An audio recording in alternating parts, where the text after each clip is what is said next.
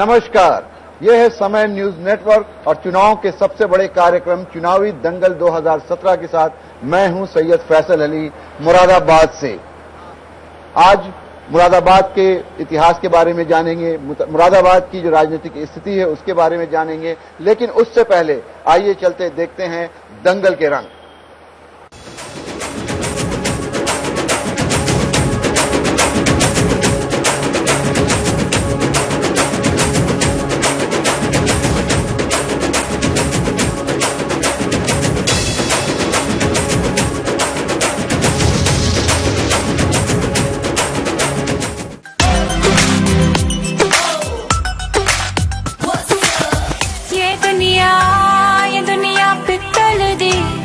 दुनिया पित्तल दी। आपने ये शेर जरूर सुना होगा, ये इश्क नहीं आता बस इतना समझ लीजिए, एक आग का दरिया है और डूब के जाना है। इस शेर को लिखने वाले शायर जिगर मुरादाबादी इसी मुरादाबाद शहर में पैदा हुए। उन्होंने मुरादाबाद को पीतल नगरी को एक और पहचान दिलाई। पूरी दुनिया में मुरादाबाद पीतल नगरी के तौर पर अगर जाना जाता है तो जिगर मुरादाबादी के नाम से भी जाना जाता है मुरादाबाद। मुरादाबाद शहर का इतिहास बहुत पुराना है। संभल के गवर्नर रुस्तम खान ने इस शहर की स्थापना की थी, इस शहर की नींव रखी थी और इसका नाम शाहजहां के बेटे मुराद बख्श के नाम पर रखा गया। जिस मस्जिद में हम आज खड़े हैं उसे भी रुस्तम खान ने ही बसाया था। मुरादाबाद जो पीतल नगरी के नाम से जाना जाता है, 1774 ईस्वी से 1800 ईस्वी तक यहाँ पे अवध के नवाबों का राज रहा, लेकिन 1801 ईस्वी में यहाँ पर ब्रिटिश राज स्थापित हुआ और ब्रिटिशर्स ने इस पूरे रुहेलखंड इलाके पे कब्जा किया और इसे दो हिस्सों में बांटा, मुरादाबाद और बरेली। ये दुनिया पित्तल दी, ये दुनिया पित्तल दी, ये दुनिया पित्तल दी। यह है पीतल नगरी का बर्तन बाजार। पीतल के बर्तनों और पीतल की बनी हुई चीजों का एक सेंटर है, ये एक गढ़ है। यहीं से पूरे हिंदुस्तान में बल्कि पूरी दुनिया में पीतल पे बनी हुई कारीगरी को पूरी दुनिया में भेजा जाता है। ये वो कारोबार है जो मुगलिया दौर से होता हुआ ब्रिटिश राज को देखता हुआ अब आजाद भारत में भी चल रहा है। लेकिन यहाँ के कारीगरों से जब बातचीत हुई तो ये अंदाजा हुआ कि कहीं ना कहीं ये जो रोजगार है, ये जो कारोबार है, ये जो फन है पीतल पे कारीगरी का, वो कहीं ना कहीं अब खत्म हो रहा है, कहीं ना कहीं समाप्त हो रहा है। मुरादाबाद की हलीम बिरयानी भी अपनी एक खास पहचान रखती है, बहुत लजीज होती है और खाने वालों की भीड़ लगी होती है। हम यहाँ अभी खड़े हैं हाजी सलीम हलीम बिरयानी वाले के पास और पूछते हैं कि इसमें क्या खास है। क्या खास है? बढ़िया होता है, बस बहुत अच्छा होता है, सब खाते हैं। ऐसा क्या मिलाते हैं कि लोग भीड़ लगाए खड़े हैं? कुछ भी नहीं, बस अल्लाह का हुक्म की बात है। दाल है, गेहूं है, चने की दाल है, सब चीजें पड़ती है, गोश्त पड़ता है।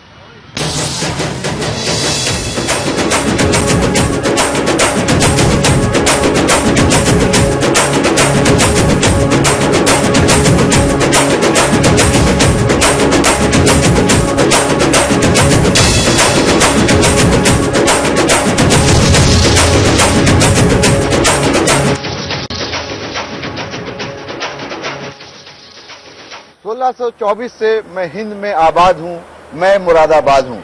जी हाँ, मुरादाबाद नगरी ऐतिहासिक नगरी, राजनीतिक रूप से भी देखें तो बहुत महत्वपूर्ण है। आज हम यहाँ मौजूद हैं और जानने की कोशिश करेंगे कि यहाँ का सियासी मिजाज क्या है, यहाँ लोग किस पक्ष में जा रहे हैं। यहाँ पे 6 विधानसभा सीटें हैं, उन पे किस तरह का समीकरण है, किस तरह का गणित है, कौन यहाँ जीतेगा, कौन यहाँ हारेगा और जो पार्टी भी लखनऊ में सरकार बनाएगी उसमें यहाँ के लोगों का, मुरादाबाद के लोगों की कितनी भागीदारी होगी।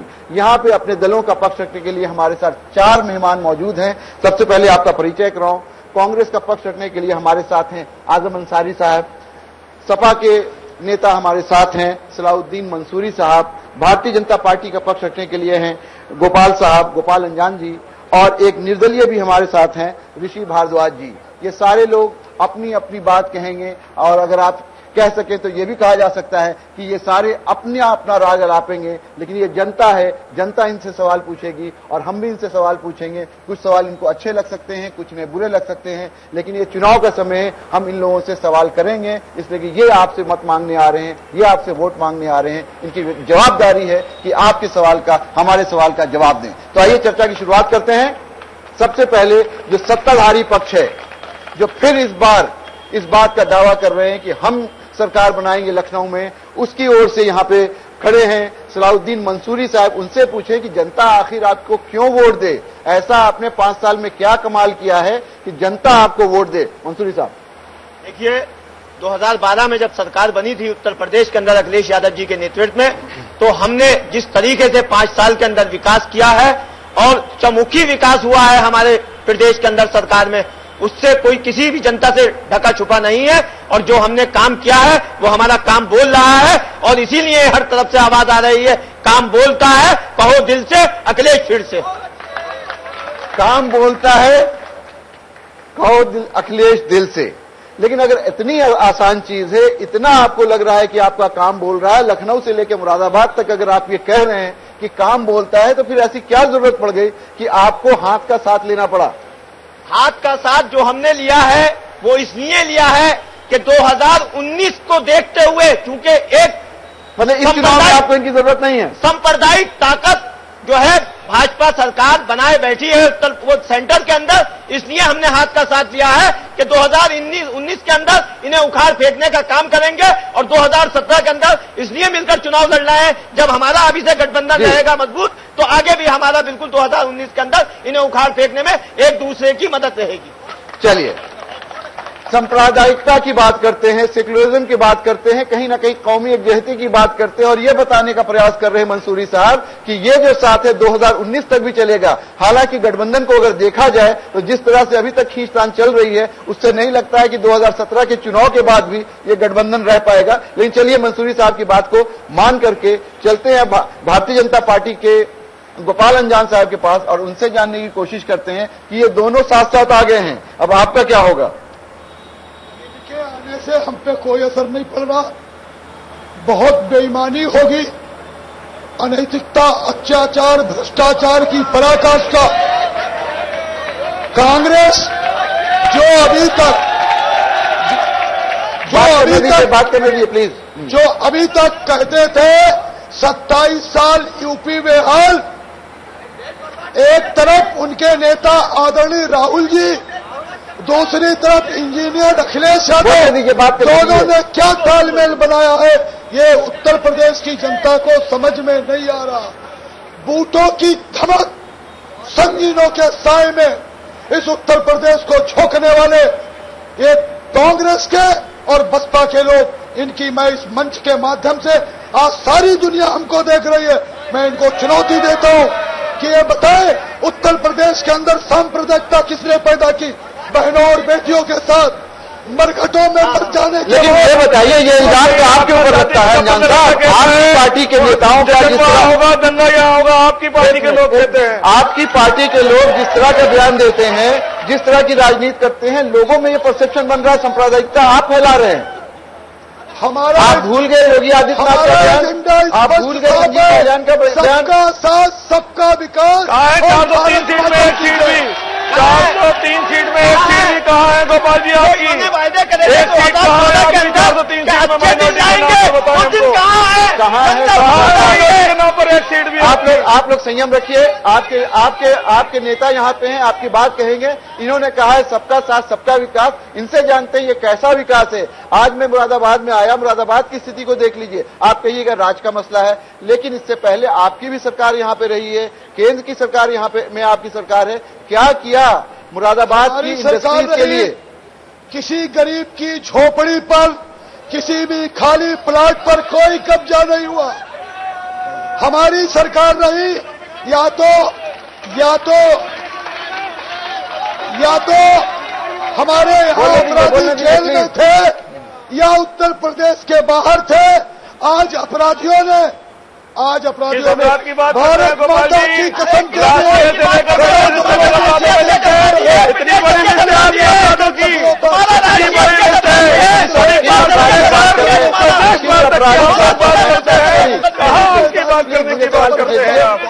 किस अपराध की बात कर रहे हैं? किस अपराध की बात कर रहे हैं? किस अपराध की बात कर रहे हैं गोपाल जी? अगर अपराध की स्थिति उत्तर प्रदेश में ये है तो बहुत अच्छी मध्य प्रदेश में भी नहीं है। सबसे ज्यादा बलात्कार मध्य प्रदेश में होता है, वहां भी आपकी सरकार है। विकास की बात, 12 रुपए का बीमा, 12 रुपए का बीमा, 330 रुपए का बीमा, बेटी की शादी की व्यवस्था भारतीय जनता पार्टी ने। चलिए, आप तीनों ने अपनी बात कही। किसी भी पार्टी से संपर्क नहीं रखने वाले एक यहाँ पे निर्दलीय उम्मीदवार भी हैं, उनसे जानने का प्रयास करते हैं कि इन तीनों का जो आपने बातचीत सुनी, इन तीनों के जो दावे को सुना, आपको क्या लगता है कि गोपाल अंजान जी जो दावा कर रहे हैं वो सच है या जो मंसूरी साहब कह रहे हैं वो सच है? सबसे पहले तो मैं सारा समय का शुक्रिया अदा करूंगा कि किसी गरीब किसान मजदूर के बच्चे को मंच देने का काम किया, उसके लिए बहुत बहुत धन्यवाद उनका।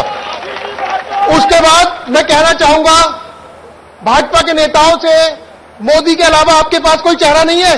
आप ये बताइए, मोदी क्या उत्तर प्रदेश के मुख्यमंत्री बनने वाले हैं? अगर उत्तर प्रदेश के मुख्यमंत्री बनने वाले तो हम सब लोग, मैं लड़ना छोड़ दूंगा। आप अपना मुख्यमंत्री का चेहरा पेश करें, उसके बाद आए उत्तर प्रदेश में। कौन है मुख्यमंत्री का चेहरा? ये सवाल बार बार उठ रहा है। जहां हम लोग जा रहे हैं, हमारे चुनावी दंगल जहां जहां कर रहे हैं, ये सवाल उठ रहा है। गोपाल अंजान साहब, कौन सा चेहरा है? इनके पास चेहरा नहीं। भारतीय जनता पार्टी में ना तो परिवारवाद है, भारतीय जनता पार्टी में ना तो व्यक्तिवाद है, हम जैसा आदमी पर है। भारतीय जनता पार्टी में हम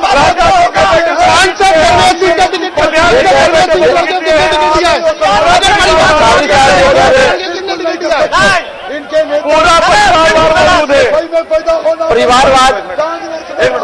चलिए, आपने अपनी बात कह ली, लेकिन थोड़ा सा आपको वास्तविकता भी बताऊं गोपाल अंजान साहब कि जहां आप बात करते हैं परिवारवाद की, सही बात है, कांग्रेस का कहीं ना कहीं कमजोर कड़ी है ये परिवारवाद, दूसरे पार्टियों की भी है, समाजवादी पार्टी की भी है, लेकिन आप भी दूध के धुले नहीं हैं। आपके यहां भी अभी जो असेंबली चुनाव हो रहा है उसमें जिस तरह से टिकट का वितरण हुआ है, कल्याण सिंह के परिवार से लेकर राजनाथ सिंह के परिवार तक, कैसे ये इल्जाम लगाइएगा? मोदी जी का कोई पुत्र नहीं है, वरना उसका भी टिकट हो जाता भैया।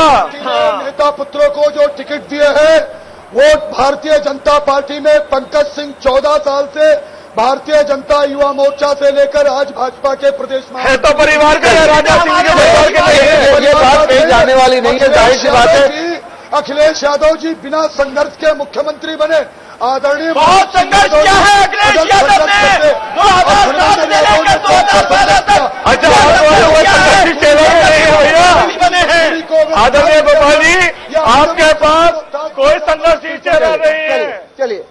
चलिए, ये बात कहीं नहीं जाने वाली है। जाहिर सी बात है, आप सब जानते हैं कि जितनी भी पार्टियां हैं हिंदुस्तान में उसमें कहीं ना कहीं परिवारवाद है, थोड़ा कम थोड़ा ज्यादा, कोई भी पार्टी से अछूती नहीं है। इस पे बात करने से कोई फायदा नहीं है। हम बात करते हैं मुरादाबाद के मुद्दे पे। मैंने कहा जिगर का ये शेर है, ये इश्क नहीं आसान, बस इतना समझ लीजिए, एक आग का दरिया है और डूब के जाना है।